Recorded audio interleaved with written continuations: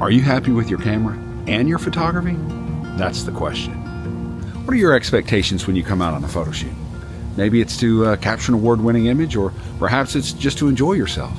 We often battle gear acquisition syndrome, right? We're always wondering if we have the right equipment to do the job that we're wanting to do. Do we have the right camera? Do we have the right gear? And I think a lot of times we get lost in the quest for gear. But one thing that photography does, regardless of what gear you have, is it gives you purpose. There's a purpose to doing these things, to getting out in the morning. It's that purpose that drives us. We forget sometimes that, we can kind of get lazy and lay around the couch and find other things to do, or sit around and think about the gear that we don't have, and therefore we can't come out. But I think if we focus too much on the gear and the equipment, we lose sight of what the purpose of photography is and what the goal is. And if your goal is to capture an award-winning image, well, then forget about the gear. That's what photography does. It drives us to be motivated, to get up early in the morning, to travel 30 minutes to a place like this that I've been to over and over and over, trying to capture some spectacular fall colors. And that's, I think, the thing for me is it gives me purpose. I think we have to think about what photography does for us. The gear does the work for us, but what does photography do for us? Well, it's the driver. It's what brings us out. It's what takes us to new locations and new places. It's all an excuse to get out, great outdoors, and live life. Use what you have, but plan for what you want. We can budget for a new camera or a new tripod down the road, and maybe we have just a simple little DSLR, inexpensive. Maybe it's just your iPhone. But while you're waiting to get that new gear, use what you have and get out into places like this and experience landscape photography and practice.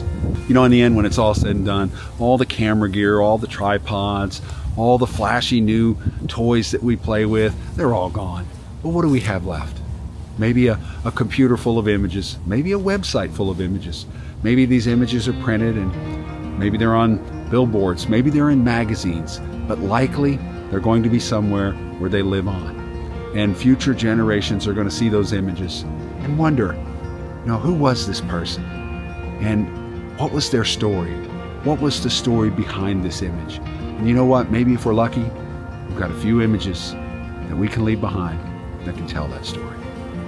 I made a video a little while back about what's the best camera for landscape photography. It's really not about the camera specifically, but it's about your genre of photography and what camera's best for you. And I'll leave a link to that video in the end of the video description. But anyway, I think the thing that we often focus on is gear, and I don't want to make this about gear. I really want this to be about the photography. And I think if we just put the gear aside for a little bit and think more about using what we have to just get out and be in nature and be behind the camera when the right moment occurs. And who knows, maybe we come away with a pretty good image, or maybe we just have a pretty good time. In low light conditions with these pastel skies, I often ask myself how much difference gear truly makes. I sometimes think about medium format cameras to capture every detail. The best camera, right? But then I realize that time is better spent outdoors in front of a composition than behind a computer, searching for a new camera. If there's one piece of advice I could give a new photographer, use what you have and focus on your composition. The gear will come later. Although this image may not be spectacular, it's a fond memory of a fantastic experience. I've been working on this composition for over a year, and it's still not quite where I want it to be. I'm finicky regarding my compositions, but I have a vision in the mind's eye. Despite efforts to avoid this in the field, I don't like how the plow on the left intersects with the tower, and I would prefer a larger opening between the two trees to expose more of the rotor blades. However, next year brings new opportunities with new ideas, yet another excuse to get off the couch, grab my camera, and return to this beautiful location for another chance to capture that award-winning image.